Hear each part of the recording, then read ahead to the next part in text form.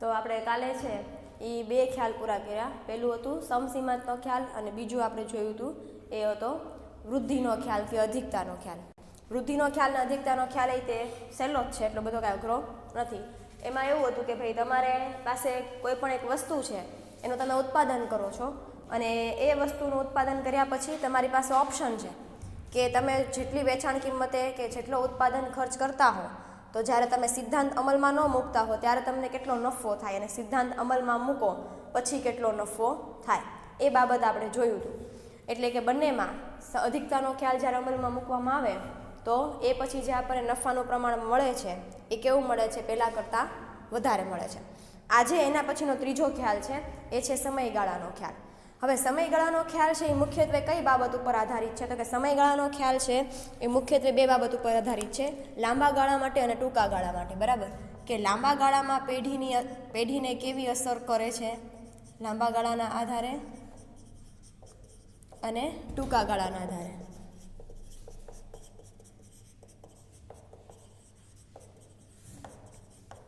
તો કે સમયગાળાનો ખ્યાલ છે એ આ બે બાબત ઉપર આધારિત છે કે પેઢીને કોઈ પણ ઉત્પાદન માટે જે ઓર્ડર કંપનીને મળતા હોય એ લાંબા ગાળા માટે કેવા પ્રકારે પેઢી માટે ખર્ચ અને આવક ઊભી કરે છે અને ટૂંકા ગાળા માટે પેઢી માટે કેવી રીતે ખર્ચ અને આવક ઊભી કરે છે. તમને તમારી બુકમાં મેં હમણાં લખાવ્યો આખો સિદ્ધાંત. એમાં પહેલી જે વ્યાખ્યા છે એ શું કહે છે કે અર્થશાસ્ત્રના અભ્યાસમાં સમયગાળાની દ્રષ્ટિએ ટૂંકા ગાળા અને લાંબા ગાળાનો ખ્યાલ ઉપયોગી છે. જો બધા સાધનોના પ્રમાણમાં ફેરફાર થાય તેવી હકીકતને ધ્યાનમાં રાખી નિર્ણય લેવામાં આવે તો લાંબા ગાળાનો નિર્ણય કહેવામાં આવે છે. શું કીધું? આપણે બધા જાણીએ છીએ કે ટૂંકા ગાળા માટે આપણે હંમેશા સ્થિર સાધનો કેવા રહે? હંમેશા સ્થિર રહે. ફેરફાર શેમાં આવે? લાંબા ગાળાના સાધનોમાં કે અસ્થિર ખર્ચમાં ફેરફાર આવે. સ્થિર ખર્ચ હંમેશા કેવો રહે? સ્થિર. ટૂંકા ગાળા માટે ફેરફાર શેમાં આવે? અસ્થિર ખર્ચમાં. બરાબર, અસ્થિર ખર્ચમાં શું આવે? ફેરફાર આવે. પેઢી જ્યારે ટૂંકા ગાળા દરમિયાન કોઈ પણ વસ્તુનું ઉત્પાદન કરતી હોય તો એમાં સ્થિર ખર્ચ હંમેશા સ્થિર રહે. તો હવે સ્થિર ખર્ચ એટલે કેવા કેવા સ્થિર ખર્ચ હોય? તો કે દાખલા તરીકે આપણે કોઈ કાયમી કર્મચારી હોય એને તમે પૈસા દર મહિને પગાર આપો તો એ આપણું શું થયું કહેવાય? આપણો સ્થિર ખર્ચ થયો કહેવાય. તમે ઉત્પાદન કરો કે ન કરો તમારે એને પગાર તો આપવો જ પડશે. બીજું, તમે જે કાંઈ પણ ઉત્પાદન માટે ફેક્ટરી કે કાંઈ ભાડે રાખ્યું હોય તો એનું દર મહિને તમારે ભાડું ચૂકવવું પડે. તો ભાડું પણ તમારું જે છે એ કેવો ખર્ચ છે? સ્થિર ખર્ચ છે. એટલે કે ટૂંકા ગાળામાં તમે ઉત્પાદન કરો કે ન કરો પેઢી માટે સ્થિર ખર્ચ છે એ સ્થિર હંમેશા રહેવાનો જ છે. અસ્થિર ખર્ચમાં ફેરફાર આવે. કેવી રીતે ફેરફાર આવે? કંપની જેમ જેમ ઉત્પાદન કરતી જાય એમ છે એનામાં ફેરફાર આવતો જાય. કંપની ઉત્પાદન કરે તો અસ્થિર ખર્ચાઓ આવે, કંપની ઉત્પાદન ન કરે તો અસ્થિર ખર્ચાઓ આવે નહીં. કંપની શૂન્ય ઉત્પાદન કરતી હોય તો અસ્થિર ખર્ચે શૂન્ય જ આવે એમ. તો ટૂંકા ગાળામાં શું હોય? ટૂંકા ગાળામાં ઉત્પાદનના અમુક સાધનો સ્થિર રહે જ્યારે અસ્થિર સાધનોમાં ઉત્પાદનની સાથે ફેરફાર આવે. પરંતુ સમયગાળાની દ્રષ્ટિએ આપણે લાંબા ગાળો જોઈએ તો લાંબા ગાળામાં દરેક સાધનો છે એ કેવા થઈ જાય? અસ્થિર થઈ જાય. ઉત્પાદન માટેના જેટલા સાધનો હોય એ બધા સાધનો અસ્થિર છે થઈ જાય છે. એનું કારણ એ છે કે પેઢી છે એ શું કરે? તો કે પેઢી પોતાનું ઉત્પાદન દર મહિને વધારે. એવું તો જરૂરી નથી કે પેઢી પહેલાં જેટલું ઉત્પાદન કરતી હોય એટલું જ ઉત્પાદન અત્યારે કરે. એવું જરૂરી નથી. શું કામ? જેમ તમારી વસ્તુ ગ્રાહકો સુધી પહોંચે, ગ્રાહકોની માંગ વધે તો તમારું ઉત્પાદન પણ શું કરવું પડે? વધારવું પડે. એટલે લાંબા ગાળે ઉત્પાદનના દરેક સાધનો કેવા થઈ જાય છે? અસ્થિર થઈ જાય છે. અને સમયગાળાની દ્રષ્ટિએ આપણે જોવા જઈએ તો આ બાબત છે એક હકીકત છે કે ભાઈ લાંબા ગાળે ઉત્પાદનના બધા સાધનો કેવા થઈ જાય છે? અસ્થિર થઈ જાય છે. પછી શું કહે છે આગળ? જો અમુક સાધનો સ્થિર રહે અને અમુક સાધનોમાં ફેરફાર થાય તેવા પ્રકારનો નિર્ણય હોય તો તે ટૂંકા ગાળાનો નિર્ણય છે તેમ કહેવાય. મેં તમને કીધું એમ કે લાંબા ગાળાનો નિર્ણય કોને કહેવાય? કે ઉત્પાદનના બધા સાધનો કેવા હોય? અસ્થિર હોય. ટૂંકા ગાળાનો નિર્ણય કોને કહેવાય? કે જેમાં ઉત્પાદનના અમુક સાધનો સ્થિર રહે અને અમુક સાધનો કેવા રહે? અસ્થિર રહે. આર્થિક સિદ્ધાંતોમાં ટૂંકા ગાળા અને લાંબા ગાળાના ખ્યાલ વચ્ચે કેટલાક સંજોગોમાં અલગ પાડવામાં આવતો નથી, પરંતુ સંચાલકીય ફેરફારના આધારે અલગ પાડવામાં આવતા સમયગાળાના આધારે લેવામાં આવતો નિર્ણય મહત્વનો બની જાય છે. એટલે શું કહે છે કે જેમ જેમ તમારા સંચાલનમાં ફેરફાર આવે, તમારા પેઢીમાં ફેરફાર આવે, એના આધારે લાંબા ગાળા અને ટૂંકા ગાળાના નિર્ણયોમાં પણ શું કરવો પડે? તમારે ફેરફાર કરવો પડે. સંચાલન એટલે કેવું સંચાલન? દાખલા તરીકે તમારા કંપનીમાં પહેલાં જે મેનેજર કામ કરતો હોય એની કામ કરવાની રીત અલગ હોય. હવે એ મેનેજર રિટાયર્ડ છે એની જગ્યાએ કોઈ નવો મેનેજર આવ્યો તો એની કામ કરવાની પદ્ધતિ અલગ હશે બીજા કરતાં? તો એની સીધી અસર તમારા પેઢીના સાધનો ઉપર થાય. એટલે શું કહે છે કે સંચાલકીય ફેરફાર આવે, સંચાલનમાં ફેરફાર આવે, પેઢીમાં ફેરફાર આવે, તો એની અસર છે એ ટૂંકા ગાળા માટે અને લાંબા ગાળા માટે બેય ગાળા માટે પેઢી ઉપર છે એ જોવા મળે છે. અને એટલા માટે તે સમયગાળાનો ખ્યાલ છે એ ઉપયોગમાં લેવામાં આવે છે. એટલે સમયગાળાનો ખ્યાલમાં મુખ્યત્વે પહેલાં બે મુખ્ય બાબત તમારે સમજાવવાની. એક તો ટૂંકો ગાળો કોને કહેવાય અને એક લાંબો ગાળો કોને કહેવાય. અને એ પછી શું કહેવાનું કે ભાઈ સંચાલકીય ફેરફાર થતો હોય તો એ પછી તમારા ટૂંકા ગાળા અને લાંબા ગાળાના બધા સાધનોના જે ખર્ચ હોય એમાં પણ શું થાય છે, ફેરફાર થાય છે. હવે આપણે ઉદાહરણ દ્વારા સમજીએ. તો ઉદાહરણ દ્વારા સમજીએ એમાં તમને એક ઉદાહરણ આપ્યું, જુઓ કે ગુજરાત મશીન ટૂલ્સમાં થોડા વણ વપરાયેલા ઉત્પાદન શક્તિઓ પડેલી છે. પેઢીને 1000 એકમનો ઓર્ડર મળે છે, જે ગ્રાહકોને એકમ દીઠ ₹3 આપવા માટે તૈયાર થાય છે. એટલે કે સમગ્ર જથ્થા માટે 30,000 આપવા માટે તૈયાર થાય છે. એક ગુજરાત ટૂલ્સ એન્ડ કંપની જે છે એ પોતાનો વણ વપરાયેલા સાધનો એટલે એવા સાધનો કે પેઢી એવા સાધનોને અત્યાર સુધી હજી ઉત્પાદનમાં ઉપયોગમાં લીધા નથી. વણ વપરાયેલા સાધનો પેઢી પાસે પડ્યા છે. પેઢી છે એને 10,000 વસ્તુનો ઓર્ડર મળે છે ₹3ની કિંમતે. એટલે પેઢી માટે આવક કેટલી થાય, 30,000 રૂપિયા થાય, બરાબર. 10,000 × 3 કરો એટલે કેટલા થાય, 30. પેઢીને 30,000 રૂપિયાની આવક છે એ મળે છે આખા જથ્થાની. હવે આ જે ઓર્ડર છે, આ ઓર્ડરને સમયગાળાની દ્રષ્ટિએ ટૂંકા ગાળા માટે કંપની માટે કેવી રીતે યોગ્ય છે અને લાંબા ગાળા માટે કંપની માટે કેવી રીતે યોગ્ય છે એ બાબત તમારે સમજાવવાની છે. જ્યારે તમે આ બંને બાબતને સમજાવો એટલે જે ખ્યાલ રજૂ કરીએ છીએ એને આપણે કયો ખ્યાલ કહીએ છીએ, સમયગાળાનો સિદ્ધાંત કહીએ છીએ. તો ટૂંકા ગાળામાં વૃદ્ધિ ખર્ચે કંપનીને એકમ દીઠ નફો 50 પૈસા જેટલો રહે છે. પરંતુ અહીં ઓર્ડર સ્વીકારતી વખતે લાંબા ગાળાના સમયગાળા વિશે વિચાર કરવો જોઈએ. બંને સમયગાળા માટે કંપનીએ વિચાર કરવાનો, માત્ર લાંબા ગાળા માટે નહીં. એટલે જ તે 2 પોઈન્ટ લખાવ્યા. ટૂંકા ગાળા માટે કંપની માટે કેવી અસર કરે છે આ ઓર્ડર અને લાંબા ગાળા માટે કંપની માટે કેવી અસર કરે છે આ ઓર્ડર. ટૂંકા ગાળે આપણે જોવા જઈએ તો ટૂંકા ગાળે પેઢીને 50 પૈસાનો એકમ દીઠ 50 પૈસાનો છે એ નફો મળે છે, એવું આપણને એક્ઝામ્પલમાં કીધું છે. હવે અહીંયા આપણને ખર્ચ વિશેની એવી કોઈ માહિતી ચોક્કસ આપેલી નથી, એટલે આપણે નફો કેટલા રૂપિયા થાય છે એવી કોઈ ગણતરી કરવાની આવતી નથી. માત્ર આપણે એટલું યાદ રાખવાનું કે દરેક એકમ દીઠ પેઢીને કેટલા પૈસાનો નફો થાય છે, ટૂંકા ગાળા માટે 50 પૈસાનો નફો થાય છે. તો હવે એમ કહે છે કે જો આપણે ટૂંકા ગાળા માટે તે પેઢી માટે નફો જોઈએ એવું જરૂરી નથી, બંને ગાળા માટે જોવો જોઈએ. પેઢીને લાંબા ગાળે પણ ઓર્ડર સ્વીકારવાથી કેટલો નફો થાય અને ટૂંકા ગાળા માટે પણ કંપનીને કેટલો નફો થાય એ બંને માહિતીની ગણતરી ધ્યાનમાં લેવાની એમ. તો હવે આપણે જોઈએ કે ટૂંકા ગાળામાં પેઢીને ₹50 પૈસાની આવક મુજબ નફો થતો હોય તો ઓર્ડર સ્વીકારતી વખતે 2 બાબતોને ધ્યાનમાં લેવી જોઈએ. હવે કદાચ પેઢી એમ કહે છે કે ટૂંકા ગાળા માટે એને નફો છે એ થાય છે, ટૂંકા ગાળા માટે નફો થાય છે, તો એ નફા માટે કઈ 2 બાબતો મુખ્ય છે? તો કે પહેલી બાબત તો કે ભાઈ પેઢીને ટૂંકા ગાળા માટે જો આ ઓર્ડર સ્વીકારે તો કેટલા બે પ્રકારની મહત્વની બાબત એને ધ્યાનમાં રાખે તો એને નફો થાય. કઈ પહેલી બાબત છે? તો કે પહેલું, ઓર્ડર મુજબ ઉત્પાદન ચાલુ રાખવા લાંબા ગાળે પેઢીના સાધનો અસ્થિર બનશે. એટલે કે ઉત્પાદન જે પ્રમાણે તમને 10,000 રૂપિયાનો ઓર્ડર મળ્યો છે એવી રીતે જ ભવિષ્યમાં બીજા ઓર્ડર મળતા રહે તો તમારા સ્થિર સાધનો જે ટૂંકા ગાળા માટે સ્થિર હોય એ પણ કેવા થઈ જશે, લાંબા ગાળે અસ્થિર થઈ જશે. અને બીજું શું કીધું છે કે લાંબા ગાળે જૂના ગ્રાહકો પેઢી પાસે કિંમત ઘટાડવાની માંગણી કરશે. હવે કોઈ પણ કંપની છે તમને એકનો એક ઓર્ડર છે એ 3, 4, 5 વખત આપતી હોય તો એ એવી ધારણા તો કરે ને કે ભવિષ્યમાં તમે એને એકમ દીઠ ઓછી કિંમત થોડીક આપશો એમ. ફોર એક્ઝામ્પલ આપણે ઉદાહરણ લઈએ, આપણે કોઈ પણ વ્યક્તિ પાસેથી કોઈ એક ચોક્કસ દુકાનમાંથી દર વખતે વસ્તુ ખરીદતા હોઈએ તો લાંબા ગાળે આપણને એવી આશા હોય કે આપણે જે વસ્તુ લઈએ છીએ એનું આપણને કંઈક વ્યાજબી ભાવી કરી દે. તો એવી રીતે પેઢી પણ એવું વિચારશે ટૂંકા ગાળા માટે. એક ટૂંકા ગાળા માટે કોઈ પણ કંપની એક બીજી કંપનીનો ઓર્ડર આપતી હોય તો લાંબા ગાળે એ પણ એવું વિચારશે કે એને થોડી ઘણી કિંમત ઓછી કરી અને વસ્તુ છે એનો ઓર્ડર મળે. કે જેટલી એકમ દીઠ કિંમત અત્યારે પેઢી ₹3 લે છે તો કદાચ એવું વિચારે કે હવે કદાચ લાંબા ગાળે એકની એક કંપની સાથે તમે ઓર્ડર આપતા હો તો એવું વિચારશે કે આવતા વખતે અમને 2.50 પૈસા એટલે કે ₹2.5 એ વસ્તુ છે એ આપે. તો ટૂંકા ગાળા માટે 2 બાબત ધ્યાનમાં રાખવી પડે જ્યારે તમારા ઓર્ડર સ્વીકારવો હોય તો. કઈ બે બાબત? તો કે પહેલું, જેમ જેમ ઓર્ડર તમને મળતા જાય એમ તમારા લાંબા ગાળા માટે ઉત્પાદનના જે સાધનો છે પહેલાં સ્થિર હતા ટૂંકા ગાળા માટે, એ લાંબા ગાળે કેવા થતા જશે? અસ્થિર થતા જશે, કારણ કે ઉત્પાદન છે એ વધતું જાય, ઓર્ડર છે એ વધતા જાય એમ તમારે ઉત્પાદને વધારે કરવું પડે. તો ઉત્પાદન વધારે કરો તો શું થાય? તો કે ભાઈ તો ઉત્પાદનના સાધનો જે લાંબા ગાળા માટે છે એ બધા સાધનો કેવા સ્થિર હતા એ બધા કેવા થઈ જશે? અસ્થિર થઈ જશે. અને બીજું એવું કીધું છે કે ગ્રાહકો ભવિષ્યમાં તમારી પાસે એ વસ્તુની કિંમત છે એ ઘટાડવા માટેની માંગણી પણ કરી શકે. જો ટૂંકા ગાળા માટે આ બે બાબત ખાસ ધ્યાનમાં રાખવી જોઈએ જો તમારે ઓર્ડર સ્વીકારવો હોય તો લાંબા ગાળા માટે પેઢીએ કઈ બાબતો ધ્યાનમાં રાખવી જોઈએ?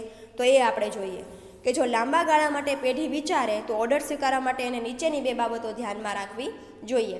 પહેલી છે કે જો પેઢી તે જ ભાવે વધુ ઓર્ડર સ્વીકારતી હોય તો સમય જતાં સ્થિર ખર્ચાઓ અને અસ્થિર ખર્ચાઓ બની જશે, કારણ કે તેવા સંજોગોમાં પેઢીને વધારે યંત્રો વસાવવા પડે. એ તો છે, જેટલું તમે ઉત્પાદન વધારે કરો એટલા તમારે ભવિષ્યમાં ઉત્પાદનના સાધનો પણ વધારે લાવવા પડે. અત્યારે તમને 10,000 રૂપિયાનો ઓર્ડર મળ્યો છે, ભવિષ્યમાં તમને 50,000 રૂપિયાનો ઓર્ડર મળે તો 50,000 રૂપિયાનો ઓર્ડર જેટલા સાધનો 10,000 રૂપિયા માટે હતા એટલા સાધનોમાં તો તમારો 50,000નો ઓર્ડર પૂરો થશે નહીં. તો ભવિષ્યમાં તમારે લાંબા ગાળે રોકાણ પણ વધારવું પડે સાધનો પાછળ. ઉત્પાદન માટે જે કાચો માલ જોતો હોય, માણસો જોતા હોય, એ બધા માટે તમારો ખર્ચ છે એ ભવિષ્યમાં શું થશે? વધશે. બરાબર. અને બીજું શું કીધું છે કે આ ઓર્ડર સ્વીકારવાને લીધે પેઢીને બીજા પ્રકારના લાંબા ગાળાના અવરોધો પણ જોવા પડશે. પેઢી તેમના બીજા ગ્રાહકોને આ જ વસ્તુ બીજા ભાવની માહિતી મળતા તેઓ પણ નીચા ભાવે વસ્તુ મેળવવાનો આગ્રહ રાખે. હવે જેમ ટૂંકા ગાળામાં તમારા ગ્રાહકો તમને એવું કે અમને ઓછી કિંમતે વસ્તુ આપો, તો લાંબા ગાળે એ ગ્રાહકો પણ એમ જ કહેવાના છે. જેટલા ગ્રાહકો તમારા વધતા જાય એ બધા ગ્રાહકોને એવી ખબર પડે કે આને આ વસ્તુ છે એ એટલા પૈસામાં મળે છે, તો સામેવાળો વ્યક્તિ પણ એટલા પૈસામાં વસ્તુ માગશે. બરાબર. એટલે બંને પરિસ્થિતિમાં તમારે વિચારવું પડે કે લાંબા ગાળે ઓર્ડર સ્વીકારવાથી શું કંપનીમાં ફેરફાર લાવશું આપણે, અને ટૂંકા ગાળા માટે ઓર્ડર સ્વીકારવા માટે કઈ બે બાબતો ધ્યાનમાં રાખશું. આ બે બાબતો છે એ ખાસ સમજાવવાની. અને આમ જો આપણે બંને બાબતો માટે ચર્ચા કરીએ કે કોઈ પણ પેઢી માટે કોઈ પણ ઓર્ડર લાંબા ગાળા માટે કેવી અસર કરે અને ટૂંકા ગાળા માટે કેવી અસર કરે, તો એ બંને સમયગાળાને ધ્યાનમાં રાખો તો એ સિદ્ધાંતને કયો સિદ્ધાંત કહેવાય? સમયગાળાનો સિદ્ધાંત કહેવાય. ઉપરોક્ત ચર્ચાના આધારે આ સિદ્ધાંતને લાંબા ગાળા અને ટૂંકા ગાળામાં પેઢી કેવી અસર થાય તે રજૂ કરતા તેને સમયગાળાનો સિદ્ધાંત કહે છે. મેં કીધું એમ કે તમારે બંને સમયગાળામાં એનાલિસિસ કરવાનું કે આ બંને સમયગાળા માટે પેઢીને કોઈ પણ ફાયદો થાય છે, ગેરફાયદો થાય છે, કેટલી આવક થાય, કેટલો ખર્ચ જાય, એ બંને સમય માટેનું વિશ્લેષણ તમે કરો તો એને શું કહેવાય? સમયગાળાનો સિદ્ધાંત કહેવાય. બરાબર. આમ સમયગાળાની દ્રષ્ટિએ સંબંધિત નિર્ણય માટે ખર્ચ અને આવક પણ ટૂંકા ગાળા અને લાંબા ગાળાની દ્રષ્ટિએ પેઢીની કેવી અસર કરશે અને આ હકીકત ધ્યાનમાં રાખી સમયગાળાનો ખ્યાલ પેઢી માટે મહત્વપૂર્ણ છે. એટલે કે બંને સમયગાળા માટે તમારે જોવું જોઈએ કે પેઢી માટે કયો સમયગાળામાં કેટલા પ્રમાણમાં કંપનીને ખર્ચ થાય છે, પેઢીને લાંબા ગાળા માટે કેવો ખર્ચ થાય છે અને પેઢીને ટૂંકા ગાળા માટે કેવો ખર્ચ થાય છે. આ બે સમયગાળાને તમે ધ્યાનમાં લ્યો તો આ સિદ્ધાંત છે એ પેઢી માટે જરૂરી છે કોઈ પણ ઓર્ડર સ્વીકાર કરતી વખતે. સમજાણું બધાયને? કાંઈ ડાઉટ? ઓકે. તો હવે પછીનો જે સિદ્ધાંત છે એ છે વટાવનો સિદ્ધાંત. ચોથો સિદ્ધાંત છે એ છે વટાવનો સિદ્ધાંત.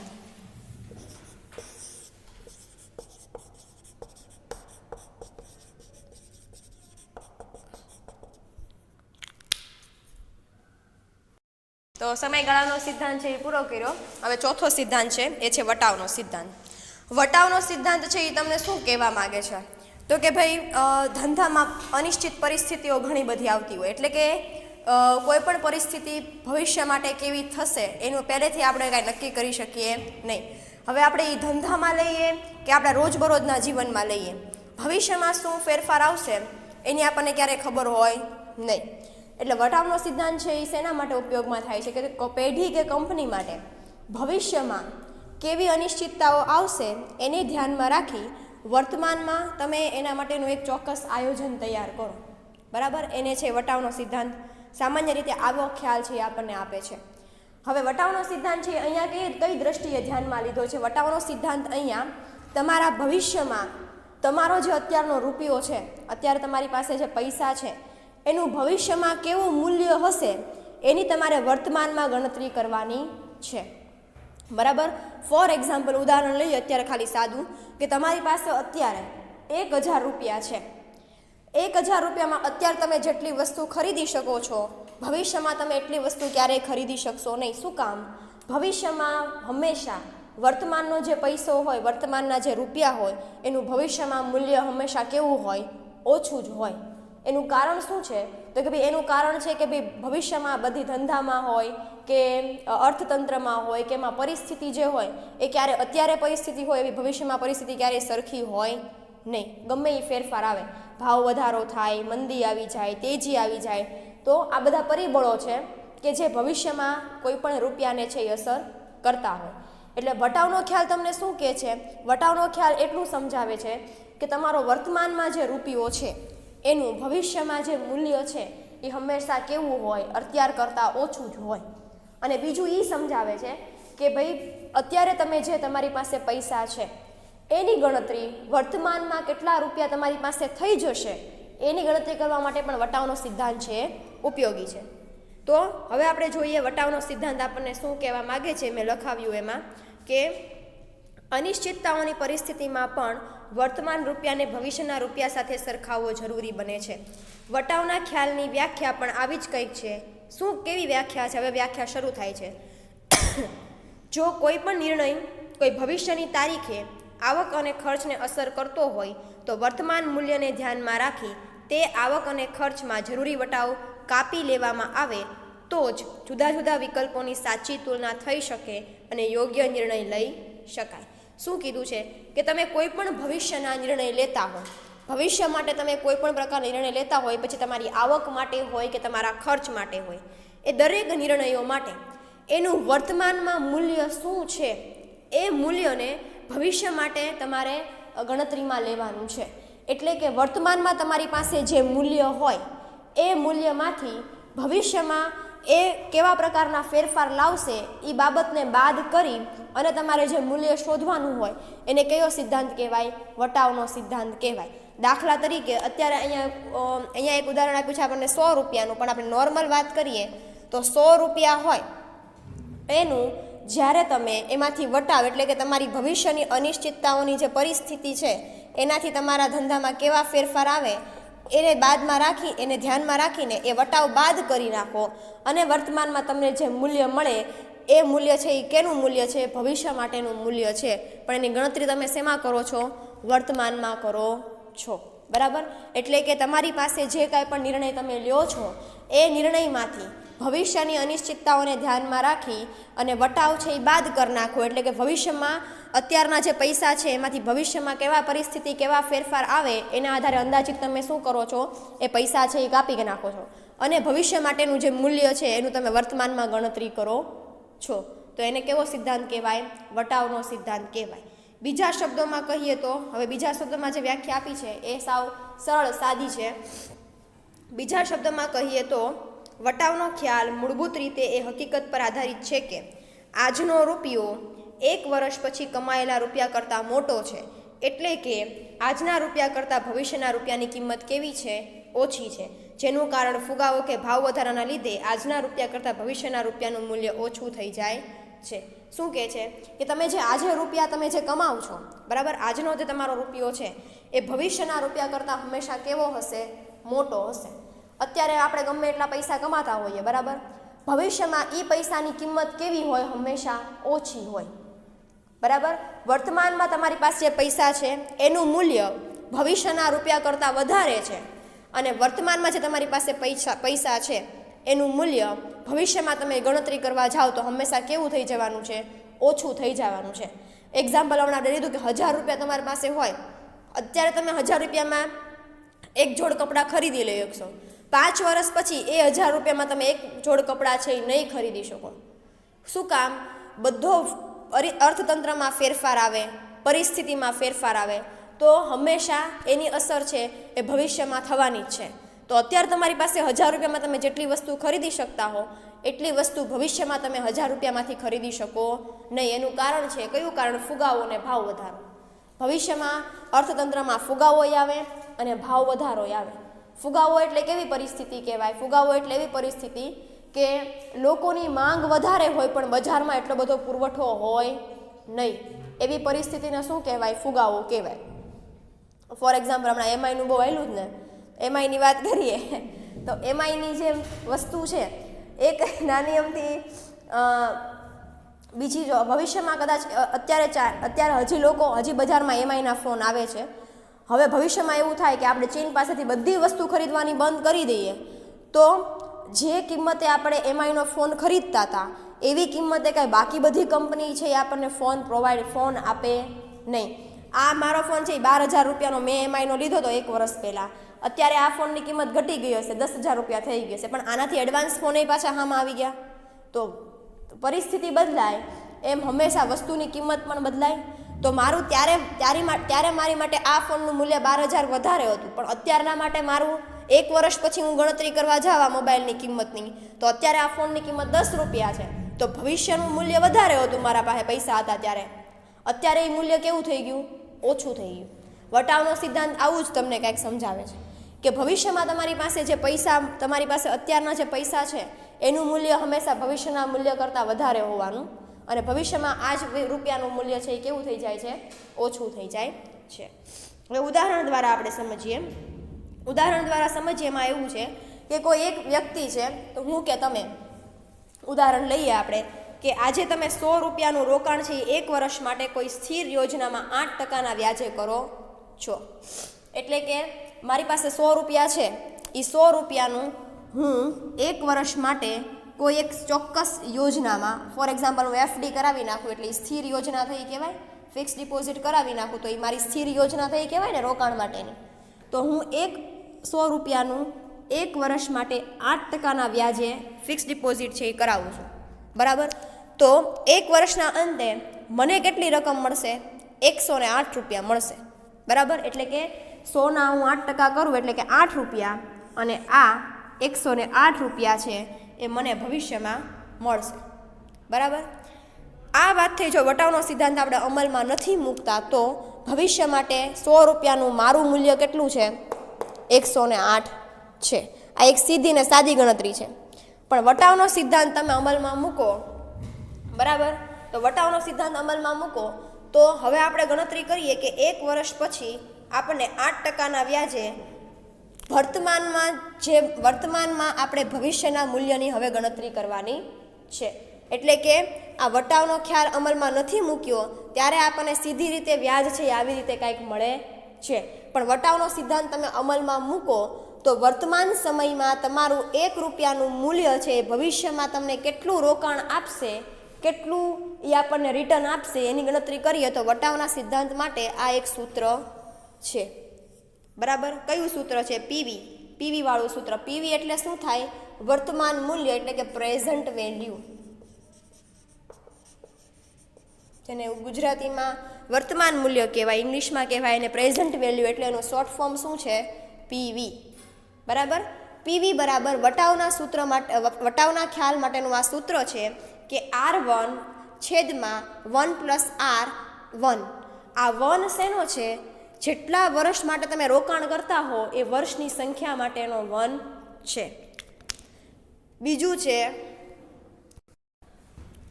શું કીધું છે કે R2 એટલે જે મૂલ્ય આપ્યું છે એનું બીજા વર્ષ માટેની ગણતરી, એટલે R2 થાય. R2 બરાબર 1 + R કૌંસ પછી સ્ક્વેર કરવાનો 2 એટલે 2 વર્ષ માટેની ગણતરી. બરાબર? 3 એટલે 3 વર્ષ માટેની ગણતરી. અને આવી રીતે n એટલે કે ઇન્ફિનિટિવ, જેટલા વર્ષ માટે તમને ગણતરી કરવાની કીધી હોય એટલા વર્ષ માટેની ગણતરી. હવે આપણે જોવા જઈએ તો R શું છે? તો કે ભાઈ પહેલાં આપણે પીવી જોઈ લીધું. પીવી તમારું શું છે? તો કે ભાઈ પીવી તમારું છે એ વર્તમાન મૂલ્ય છે. એટલે કે તમારા ભવિષ્યમાં તમને કોઈ પણ રોકાણમાંથી કેટલું મૂલ્ય મળશે એની વર્તમાનમાં ગણતરી કરો છો. એટલે પીવી એટલે શું થાય? વર્તમાન મૂલ્ય. R1, R2, R3 અને Rn એટલે કે જુદા જુદા વર્ષ દરમિયાન પ્રાપ્ત થતું વળતર. બરાબર? અને R એટલે કે શું થાય? વટાવનો દર અથવા તો વ્યાજનો દર. બરાબર. હવે તમે સૂત્રમાં અહીંયા ઉપર આપેલી માહિતી છે મૂકો તો આપણે અહીંયા એક જ વર્ષ માટે કોઈ પણ વસ્તુનું રોકાણ કર્યું છે એટલે આપણે એક જ વર્ષની ગણતરી કરી. જો આપણે આની જગ્યાએ 5 વર્ષ માટે 100 રૂપિયાનું રોકાણ કર્યું હોત તો આવી રીતે આપણે જે 1 વર્ષની ગણતરી કરી એવી રીતે 2, 3, 4 ને 5 વર્ષની ગણતરી આપણે કરવી પડે. પણ આપણે અત્યારે એક જ વર્ષ માટે કોઈ પણ સ્કીમમાં રોકાણ કર્યું છે એટલે આપણે અત્યારે R1 PV બરાબર એટલે કે વર્તમાન મૂલ્ય બરાબર R1/1 + Rn એક ઘાત એટલા માટે કારણ કે 1 વર્ષની માહિતીની ગણતરી કરીએ છીએ. 5 વર્ષની કરતા હોઈએ તો જેમ તમને અહીંયા 1 વર્ષની માહિતી આપી છે એમ આવી રીતે પ્લસ કરતા જવાનું. અહીંયા R છે અહીંયા 100 લખવાનું, અહીંયા 1 છે અહીંયા 1 આવશે, R બરાબર 0.08 આવે ને અહીંયા 2નો સ્ક્વેર આવે. એટલે તમારે શું કરવાનું 108.8 છે એને 2 વાર ગુણો અને જે આન્સર આવે એ તમારે શું કરવાનો બીજા વર્ષ માટેની ગણતરીનો થાય. પણ એક્ઝામ્પલમાં તમારે એક જ વર્ષ માટેની ગણતરી સમજાવવાની છે. તો હવે આપણે સૂત્ર પ્રમાણે જોઈએ તો R બરાબર એટલે કે આપણું વર્તમાન વળતર માટેનું મૂલ્ય કેટલું છે 100 એટલે કે R1 બરાબર 100 1 એમ નામ R એટલે કે વ્યાજ કે વટાવનો દર. તો વ્યાજ કે વટાવનો દર કેટલો છે 8%. બરાબર 8% વાળી આપી છે એને ભાગ્યા તમે 100 કરો એટલે તમને મળે 0.08. ટકાવારીનું જે રૂપાંતર છે એ તમે પોઈન્ટમાં કરી નાખો છો. હવે કૌંસમાં 1 એટલા માટે કારણ કે 1 વર્ષની આપણે ગણતરી કરીએ છીએ. સરવાળો કરો 100 એમ નામ 100 ના 100 એમ નામ રહેશે 1 + 0.08 કરો એટલે કેટલા આવે 1.08 એટલે કે 92. હવે 100 ભાગ્યા 1.08 કરો એટલે 92.59. આ 92.59 છે એ કેવી રીતે આવ્યા 92.59 એ તમને એવું દર્શાવે છે કે ભવિષ્યમાં આ 100 રૂપિયાનું મૂલ્ય 1 વર્ષ પછી આટલા રૂપિયા હશે. બરાબર એટલે કે ભવિષ્ય માટે 100 રૂપિયાનું જે મૂલ્ય છે એ તમે વર્તમાનમાં ગણતરી કરો છો. સમજાય છે? આને કહેવાય છે વટાવનો સિદ્ધાંત. વટાવના સિદ્ધાંત માટે એક આ ફોર્મ્યુલા ખાલી યાદ રાખવાની કે આ સૂત્ર છે એ શું કહેવા માગે છે એ પ્રમાણે ગણતરી સમજાવવાની. શોર્ટમાં આપણે વાત કરીએ તો વટાવનું સિદ્ધાંત એટલે કે એવો સિદ્ધાંત કે તમારી પાસે જે પૈસા છે એ પૈસાનું તમે ભવિષ્યમાં કેટલા રૂપિયામાં રૂપાંતર થાય એની વર્તમાનમાં ગણતરી કરવી. બરાબર વર્તમાનમાં તમે ગણતરી કરો છો કોઈ પણ સિદ્ધાંત માટે. કોઈ પણ માનો કે અત્યારે 100 રૂપિયાની ગણતરી કરી ભવિષ્યમાં તમે 10 લાખ 20 લાખ રૂપિયા જ્યાં રોકાણ કરતા હો તમારી પાસે એટલા બધા પૈસા હોય ગુલાબ જેવા પાસે હોય કારણ ગુલાબ જેવા પાસે હોય ને કારણ કે એ ભાઈ કરોડપતિ માણસ છે તો એ કદાચ ના એટલે આપણે ઉદાહરણ લઈએ છીએ કે તો એ વિચારે તો અત્યારે એની પાસે જેટલી ઇન્કમ હોય એ ઇન્કમનું વર્તમાનમાં એ ભવિષ્ય માટેનું મૂલ્ય નક્કી કરે તો એનું થોડું ઘણું મૂલ્ય તો ઘટી જ જાય. બરાબર એટલે વટાવનો સિદ્ધાંત માત્ર એટલી માહિતી આપણને આપે છે કે તમારું જે કાંઈ પણ મૂલ્ય છે એની તમે વર્તમાનમાં ગણતરી કરો છો પણ રૂપિયો કેના માટેનો છે ભવિષ્ય માટેનો છે. સમજાણું બધાયને? કાંઈ ડાઉટ હોય તો પૂછી લેજો. ઓકે તો હવે એના પછીનો જે લાસ્ટ સિદ્ધાંત છે એ છે વૈકલ્પિક ખર્ચનો સિદ્ધાંત. તો છેલ્લો ખ્યાલ 5મો એ છે વૈકલ્પિક ખર્ચનો ખ્યાલ. વૈકલ્પિક ખર્ચનો ખ્યાલ છે એ બધા ખર્ચના ખ્યાલ કરતાં સાવ સરળ અને સાવ સહેલો. બરાબર વૈકલ્પિક ખર્ચના ખ્યાલની વ્યાખ્યા છે એ તમને પહેલી આપી છે કે પ્રોફેસર બેનહામ કરીને એક અર્થશાસ્ત્રી છે કે જેણે વૈકલ્પિક ખર્ચ માટેની વ્યાખ્યા આપણને આપી છે. એને શું કીધું છે વૈકલ્પિક ખર્ચ એટલે કે જતો કરવો પડતો શ્રેષ્ઠ વિકલ્પ. તમારી પાસે ઘણા બધા વિકલ્પો હોય. બરાબર એ વિકલ્પોમાંથી તમે કોઈ એક વિકલ્પ સિલેક્ટ કરો. દાખલા તરીકે ફોર એક્ઝામ્પલ આપણે ઉદાહરણ લઈએ તો 12મા પછી તમારા બધા પાસે ઘણા બધા ઓપ્શન હતા. બીકોમ હતો, BBA હતો, BCA હતો, બીકોમમાં તે ગુજરાતી ઇંગ્લિશ એવો ઓપ્શન હતો. તો આટલા બધા ઓપ્શનમાંથી તમે જે ઓપ્શન સિલેક્ટ કરો છો એ ઓપ્શન સિલેક્ટ કર્યા પછી જે વિકલ્પો તમે જતા કર્યા હોય એ જતા કરેલા વિકલ્પોમાંથી પણ કોઈ એક શ્રેષ્ઠ વિકલ્પ હોઈ શકે અને એના માટે તમારે જે ભોગવવો પડતો ખર્ચ હોય એ ખર્ચને શું કહેવાય વૈકલ્પિક ખર્ચ કહેવાય. બરાબર એટલે કે વૈકલ્પિક ખર્ચની વ્યાખ્યા શું છે કે વિકલ્પો તમારી પાસે ઘણા બધા હોય પણ એ વિકલ્પોમાંથી એવો એક શ્રેષ્ઠ વિકલ્પ પણ હોય કે જે તમે સ્વીકારતા નથી અને તમારે એ વિકલ્પ સ્વીકાર્યા વિના એ વિકલ્પને જતો કરવો પડે ને એની માટે કંપનીને, પેઢીને કે ધંધાને જે કાંઈ પણ ખર્ચ ભોગવવો પડે એ ખર્ચને કેવો ખર્ચ કહેવાય? વૈકલ્પિક ખર્ચ કહેવાય. બેન સામે આપણને આવી વ્યાખ્યા છે એ આપી છે. બીજા અર્થમાં આપણે વૈકલ્પિક ખર્ચને જાણીએ તો શું કહેવાય વૈકલ્પિક ખર્ચ? તો કે વૈકલ્પિક ખર્ચનો સિદ્ધાંત એ બાબત આપણને જણાવે છે કે ઉત્પાદનના સાધનો મર્યાદિત છે અને તેના ઉપયોગ કે રોકાણ માટેના ક્ષેત્રો અને તકો એક કરતાં વધારે એટલે કે વૈકલ્પિક છે. ઉત્પાદનના સાધનો ઘણા બધા મર્યાદિત હોય. ફોર એક્ઝામ્પલ, મૂડી છે એટલા બધા પ્રમાણમાં ન હોય, મૂડી મર્યાદિત પ્રમાણમાં જ હોય. શ્રમ પણ મર્યાદિત પ્રમાણમાં જ હોય, બરાબર. જમીન પણ મર્યાદિત પ્રમાણમાં જ હોય, એટલા બધા પ્રમાણમાં હોય નહીં. અને નિયોજન પણ જે નિયોજન કરતો હોય એની એક કળા છે, એ પણ બધામાં કાંઈ જોવા મળે નહીં. એટલે તમે જે કાંઈ પણ આ 4 સાધનો ઉત્પાદનમાં લ્યો છો એ ઉત્પાદન માટેના સાધનો છે એ કેવા છે? મર્યાદિત છે. પણ એનો ઉપયોગ જે કરવાનો છે એ ઉપયોગ માટેના વિકલ્પો કેટલા છે? ઘણા બધા. ઉપયોગ જે તમે કરો છો અહીંયા તમને શું કહે છે કે ઉત્પાદનના સાધનો માટે જે તમારે ક્ષેત્રો છે એના ઉપયોગ માટેના એ ક્ષેત્રો છે, એની તક, એના રોકાણ માટેની તક છે એ એક કરતાં વધારે એટલે કે કેવી છે? વૈકલ્પિક છે. તેથી જો કોઈ સાધનને એક સાથે બધા વિકલ્પોમાં રોકી શકાય નહીં. હવે હું અહીંયા લેક્ચર લેતી હોઉં તો મારો ઉપયોગ કાંઈ બીજી જગ્યાએ તો થવાનો નથી, કારણ કે હું એક જ છું, મારો ઉપયોગ મર્યાદિત છે. હવે તમે એમ કહો કે ભાઈ હું અહીંયા એલો ત્યાં એલો, એવું શક્ય બને? ન બને. એવી રીતે મૂડી પણ એવી જ વસ્તુ છે. માણસ જેમ શ્રમ એવી વસ્તુ છે એમ મૂડી પણ એવી વસ્તુ છે. તમે કોઈ એક જગ્યાએ તમારા પૈસાનું રોકાણ કરો તો એક જગ્યાએ રોકાણ કર્યું પછી તમે એને બીજી જગ્યાએ કાંઈ ઉપયોગમાં લઈ શકતા નથી. એટલે કે ઉત્પાદનના સાધનો છે એના વિકલ્પો ઘણા બધા છે, પણ એ વિકલ્પોને તમે એક સાથે તમે એક જગ્યાએ જ રોકી શકો, એક કરતાં વધારે જગ્યાએ તમે કોઈ જગ્યાએ રોકી શકતા નથી.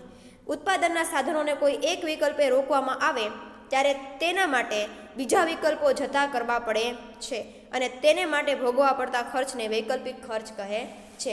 એટલે કે તમે જે કોઈ પણ સાધન છે એનો એક જગ્યાએ ઉપયોગ લઈ લો. ફોર એક્ઝામ્પલ, મને અહીંયા ટીવાયમાં લેક્ચર આપી દીધો તો મારી પછી બાકી જગ્યાએ જે લેક્ચર લેતા હોય એટલે કે મારા માટે એ બધા કેવા થઈ જાય? વૈકલ્પિક ખર્ચ થઈ જાય. કારણ કે મારો ઉપયોગ ક્યાં કર્યો છે? અહીંયા કર્યો છે. તો બીજા બધા જગ્યાએ મારો ઉપયોગ હવે શક્ય નથી. એટલે કે અન્ય જગ્યાએ જે ઉપયોગ થવાનો હોય એને જ્યારે તમે જતો કરો છો અને એ જતા કર્યા ઉપર તમને જે ખર્ચ ભોગવવો પડતો હોય એ ખર્ચને શું કહેવાય? વૈકલ્પિક ખર્ચ કહેવાય. હવે આપણે ઉદાહરણ દ્વારા સમજીએ. ઉદાહરણ દ્વારા શું કહેવામાં આવે છે? તો કે ઉદાહરણ દ્વારા તમને એવું કહે છે કે કોઈ એક વ્યક્તિ પાસે 10 લાખ રૂપિયાનું એ રોકાણ કરવા માટે ઈચ્છે છે. ફોર એક્ઝામ્પલ, મારી પાસે 10 લાખ રૂપિયા છે, બરાબર. નસીબ 10 લાખ રૂપિયા છે, બરાબર. તો એ 10 લાખ રૂપિયાના રોકાણ માટેના મારી પાસે વિકલ્પો ઘણા બધા છે. દાખલા તરીકે પહેલો વિકલ્પ, કોઈ એક ધંધામાં રોકાણ કરું. મારી પાસે 10 લાખ રૂપિયા છે, હું કોઈ સારો એવો ધંધો શરૂ કરી દઉં, બરાબર. આવી જાય તો મજા આવી જાય. તો બીજો વિકલ્પ શું કહે છે? બીજો વિકલ્પ એવું કહે છે કે હું બેંકમાં કોઈ ચોક્કસ સ્કીમમાં રોકાણ કરી નાખું એનું, બરાબર. કદાચ 10 લાખ રૂપિયા છે, હું બેંકમાં એવી જગ્યાએ સારી એવી સ્કીમમાં રોકાણ કરું કે જેનાથી મને 10 વર્ષ 5 વર્ષ પછી સારું એવું પૈસા મળે. ત્રીજો ઓપ્શન એવો છે કે હું શેરમાં રોકાણ કરું. મને શેર બજાર વિશેની ખબર હોય તો કદાચ હું શેરમાં પણ રોકાણ કરી શકું. ઇક્વિટી શેર, પ્રેફરન્સ શેર, જે મારે ખરીદવા હોય ખરીદું 10 લાખ રૂપિયા આવે ત્યારે. અને ચોથો વિકલ્પ એવો છે કે મિલકત, કે હું કોઈ એક સારી એવી મિલકત ખરીદી લઉં. ફોર એક્ઝામ્પલ, મસ્ત મજાનું એક ઘર લઈ લઉં. તો 10 લાખમાં ઘર આવે નહીં, પણ આપણે એક્ઝામ્પલ છે કે આપણી પાસે વિકલ્પો ઘણા બધા છે, બરાબર. હવે ફોર એક્ઝામ્પલ, હું એવું વિચારું છું કે 10 લાખમાંથી મેં આ ચોથો વિકલ્પ સિલેક્ટ કર્યો કે મેં કોઈ મિલકત ખરીદી લીધી. તો એ મિલકત ખરીદી લીધી, એની સિવાય બાકીના જે આ 3 ઓપ્શન છે એ મેં શું કર્યા? જતા કર્યા, કેન્સલ કર્યા, જતા કર્યા, બરાબર. તો વૈકલ્પિક ખર્ચ શું કહે છે? વૈકલ્પિક ખર્ચ એવું કહે છે કે જતા કરવા પડતા વિકલ્પ માટે તમારે જે ખર્ચ ભોગવવો પડતો હોય એ ખર્ચને કેવો ખર્ચ કહેવાય? વૈકલ્પિક ખર્ચ કહેવાય. ફોર એક્ઝામ્પલ, મેં મિલકતોમાં મારા 10 લાખ રૂપિયા નાખી દીધા, બરાબર.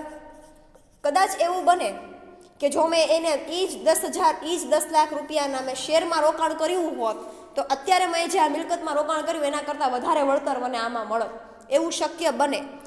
તો એ જ તમારો વૈકલ્પિક ખર્ચ છે કે તમે જે વિકલ્પ જતો કરો છો ને જતા કરેલા વિકલ્પ માટે તમારે જે ખર્ચ ભોગવવો પડે છે એ ખર્ચને શું કહેવાય છે? વૈકલ્પિક ખર્ચ કહેવાય છે. એટલે કે શેરમાં રોકાણ કરત તો મને કદાચ આની કરતાંય વધારે મૂલ્ય મળત, પણ ત્યાં ક્યારે મળે તો કે ભાઈ ત્યારે એની પરિસ્થિતિ એ પ્રમાણે હોય તો મને મળે, કારણ કે એમાંય અનિશ્ચિતતા છે. શેર બજાર એ કંઈ સ્થિર હોય નહીં, એમાં પણ રોજબરોજ ભાવ છે એ ફરતા રહેતા હોય. તો 4 વિકલ્પો હોય, કોઈ પણ ઉત્પાદનના સાધન હોય. આ ઉત્પાદનનું એક સાધન મૂડી આપણે કહી શકીએ. આપણી પાસે ઉત્પાદનનું એક સાધન મૂડી હતું, મારી પાસે 10 લાખ રૂપિયાની મૂડી હતી, એમાંથી મેં આ વિકલ્પો છે એ કોઈ પણ એક વિકલ્પ હું સિલેક્ટ કરું છું અને બાકીના 3 વિકલ્પ છે હું જતા કરું છું. તો આ જતા કરવા પડતા વિકલ્પ માટે મારે જે ખર્ચ ભોગવવો પડે એને કેવો ખર્ચ કહેવાય? વૈકલ્પિક ખર્ચ કહેવાય છે. તો આ હતો તમારો છેલ્લો અને ચોથો સિદ્ધાંત કે ખ્યાલ, વૈકલ્પિક ખર્ચનો ખ્યાલ. અહીંયા તમારું યુનિટ નંબર 1 છે એ પૂરું થાય છે. એટલે કે યુનિટ નંબર 1માં આપણે અત્યાર સુધી કેટલું જોયું? તો કે ભાઈ સંચાલકીય અર્થશાસ્ત્રની વ્યાખ્યા જોઈ, સંચાલકીય અર્થશાસ્ત્રના લક્ષણો જોયા, સંચાલકીય અર્થશાસ્ત્રનું સ્વરૂપ જોયું, પછી સંચાલકીય અર્થશાસ્ત્રના કાર્યક્ષેત્રો જોયા, સંચાલકીય અર્થશાસ્ત્રનું મહત્ત્વ જોયું, પછી સંચાલકીય અર્થશાસ્ત્રીના કાર્યો અને જવાબદારીઓ, અને લાસ્ટ ટોપિક આપણે જોયો એ હતો સંચાલકીય અર્થશાસ્ત્રના મૂળભૂત ખ્યાલો. મુખ્ય 5 ખ્યાલો છે. કયા કયા છે? તો કે ભાઈ પહેલું હતું એ સમસીમાંતનો ખ્યાલ, બીજું હતું એ વૃદ્ધિનો ખ્યાલ, ત્રીજું હતું એ સમયગાળાનો ખ્યાલ, ચોથો હતો એ વટાવનો ખ્યાલ, અને પાંચમો હતો એ વૈકલ્પિક ખર્ચનો ખ્યાલ. યુનિટ નંબર 1 કમ્પ્લીટ છે. નેક્સ્ટ લેક્ચરથી આપણે યુનિટ નંબર 2 માંગની આગાહી શરૂ કરશું. Thank you.